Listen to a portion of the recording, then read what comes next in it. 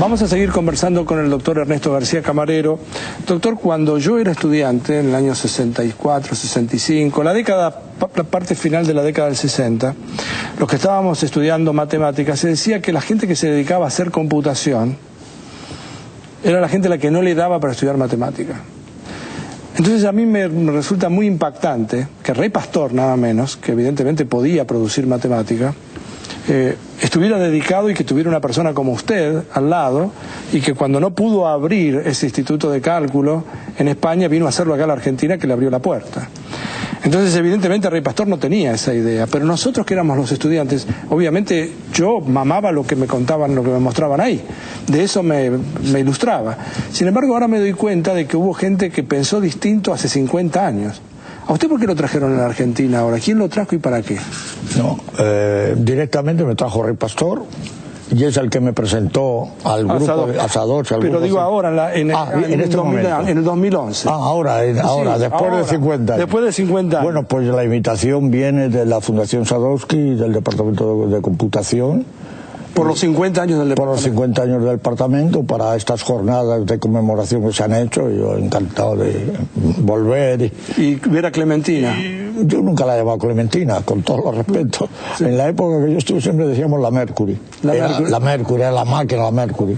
Y la Clementina la llamaban los que venían de visita, porque se hacían unas demostraciones de las habilidades de la computadora, de invertir una matriz de 20 por 20 que parecía, y tarda 3 minutos, parecía aquello una proeza, ¿no?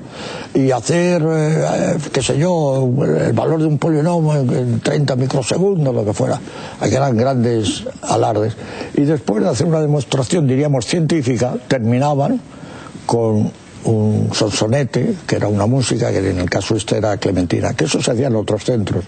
En Roma, la musiquita que se ponía al final de las demostraciones era la marcha triunfal de Aida, que era mucho más espectacular. Además, claro, la gente terminaba con la marcha triunfal de Aida, aquello era espectacular.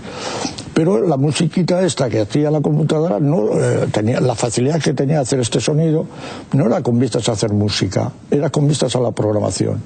Como la programación tenía caminos ramificados, para la prueba habría que probar todos los caminos posibles de realizar, y entonces para saber, así a oído diríamos, si había pasado por aquí o por allí, en cada uno de las ramas, diríamos, de la ¿hacía un sonido? Se programaba un sonido. Uno tenía la capacidad de programar un sonido, que era un zumbido, que hacía un ciclo, y entonces metía vacíos entre medio o no los metía, era más grave o menos grave, y podía hacer un zumbido de distintos sonidos, y uno podía saber si había pasado por todas las ramas. Si uno podía programar una música, además, pues yo podría programar una canción, si la escucho bien, claro, es porque pasó por todos lados. Podría ser, pero no era. Al principio siempre tirirí, sabía que pasaba por allá, todo pasaba por el otro lado. Pero claro, evidentemente, si uno podía hacer un pequeño sonido, pues podía componer una música. En general no se hacía porque era mucho más largo y costoso, sino se hacían 4 notas para identificar cada uno de los caminos. Esa era la finalidad. Pero evidentemente se podía, con ese mismo método, se podía hacer música, y se hizo. ¿Qué hace ahora, doctor? Bueno, vamos a ver, como estoy jubilado, pero no estoy parado. O sea, de los últimos trabajos, a mí ahora en este momento lo que me interesa muchísimo es la difusión de la cultura en general. Entonces, en mis actividades, como lo he proyectado esto, la difusión de la cultura, en 2 actividades importantes. Una es la automatización de bibliotecas. Hice el primer sistema de automatización de la Biblioteca Nacional de España. Y entonces con aquello lo que se tenía era el control de los catálogos y de las publicaciones, y la posibilidad de hacer catálogos colectivos del mundo. Es decir, que uno podía saber que tal obra estaba en tal biblioteca, etcétera. Pero claro, eso no basta. ¿De qué me sirve el retrato si la novia está en Italia? Decían aquí cuando estaba aquí. ¿De qué me sirve la referencia bibliográfica si no tengo acceso al libro? Entonces el segundo paso era la digitalización de bibliotecas, ¿no? Hacer que los contenidos que hay en bibliotecas se puedan digitalizar, etcétera. En este sentido escribí un libro en el año 2000 y más bien orientado hacia los bibliotecarios, para sensibilizarles en este tema en el año 2000. Y luego hice una biblioteca digital del Ateneo de Madrid, que está funcionando. Lo que pasa es que es un proceso, completar las colecciones es un proceso lento, porque hay bibliotecas que tienen La del Ateneo, por ejemplo, a lo mejor tiene 300.000 volúmenes, no es una cosa que se pueda hacer en unos años, pero bueno, se va haciendo paulatinamente. En algún momento hay que empezar. Hay que empezar. No, realmente es un lujo y me alegra que hubiera estado en Buenos Aires en este momento y que hubiéramos podido coexistir para poder charlar un rato. Pues muy bien, pues a su disposición y encantado también de haber tenido esta oportunidad.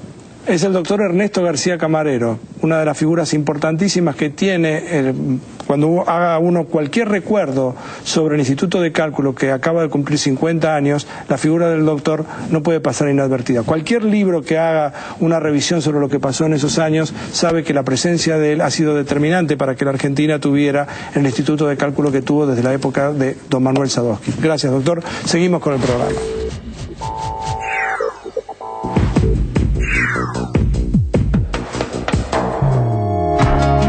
Hace 50 años se ponía en funcionamiento la primera computadora argentina. Toda historia tiene un principio. En nuestro país, la historia de la informática empieza a lo grande, con una computadora de 18 metros de largo y media tonelada de peso. Así era Clementina, la primera computadora argentina. Esa computadora se ubicó en este edificio del Básico 1, que se llama. Estaba en construcción. Cuando llegamos, la primera vez teníamos que subir por andamios. O sea, no había, el ascensor no andaba y no había, las escaleras no estaban terminadas. El problema es que necesitaba aire acondicionado y un salón enorme. Clementina, primera computadora en Argentina. Ubicación: Facultad de Ciencias Exactas de la UBA. Características: 14 armarios con 5.000 válvulas de vidrio y una consola. Uso: cálculos complejos para ingeniería, estadística, matemática y otras disciplinas. Luego, ¿cómo te comunicabas con la máquina? Tenías en esa consola una especie de puesto de mando, tenía una serie de clavijas, que si tú las pusieras arriba o abajo, era un 0 o un 1. Y entonces, desde la computadora, podían leer el número que tú habías escrito a mano allí. La entrada de informaciones a través de una cinta de papel con 5 agujeritos o no agujeritos. Un agujerito era un 1, donde no había agujerito era un 0. Y eran grupos de 5. Y eso era la entrada. Tú cuando hacías un programa, al final tenías que perforarlo en una cinta. Y entonces tu programa quedaba en una cinta. Y la computadora, la información la leía a través de la cinta. Clementina tenía menos memoria que un celular actual. Sin embargo, podía resolver muchos problemas de cálculo que en aquella época eran imposibles o muy complicados. En el cálculo de ingeniería, para cálculo de hormigón, se resolvía invirtiendo matrices, es decir, una estructura de números que hay que hacer un montón de operaciones. Se hacían descomponiendo en 3×3. En Clementina podía hacer inversión de matrices mucho más grandes. Yo estuve involucrado en un proyecto que antes de Clementina, que se quería invertir una matriz de 10×10. Éramos 30 calculistas usando máquinas de calcular, haciendo cuentas, y nunca llegamos a terminarlo. En su aniversario número 50, Julián y otros académicos recordaron al principal impulsor de la llegada de Clementina, Manuel Sadowski. Él planteó la creación de la primera carrera en computación. Yo creo que fue una de las primeras en el mundo, y en ese momento en el mundo se discutía si esto debía ser un posgrado de física o si era una carrera autónoma. Recién en el 68 sale una comisión internacional, publica en una revista del medio un currículum para hacer una carrera de pregrado. Y yo me gradué de la carrera en el 64. O sea, yo creo que ha sido, si no la primera, una de las primeras carreras del mundo, y eso fue gracias a que estaba Clementina, que uno podía estudiar. Eso fue un impacto muy grande. ¿Por qué se llama Clementina? El nombre nació en los eventos que se hacían para demostrar las cualidades de esta máquina. Oh my darling, oh my darling, oh my darling Clementine. Y en general estas demostraciones, para ver las maravillas que podía hacer la máquina, terminaba con una cancioncilla que era Clementina. Al finalizar la demostración, estaba allí sentado, las 8 o 10 personas estaba escuchando, invertí una matriz, no sé qué tal, y ya cuando había terminado todo, pum, ponían Clementina, ¡ah, maravilloso, la máquina canta y tal! Y todo el mundo se quedaba con la canción de Clementina. Y entonces los que venían de visita asociaban Clementina con la máquina. Clementina vivió apenas 10 años. La dictadura de Onganía, que comenzó en 1966, ahogó la vida académica argentina y significó un congelamiento para el avance de la informática en nuestro país. Sin embargo, Clementina todavía representa el inicio de una historia que hoy no parece tener fin. Ni pensábamos que pudiera llegar a tanta influencia en el mundo. Yo quedé fascinado y he tenido la oportunidad de vivir un cambio que en este momento es increíble.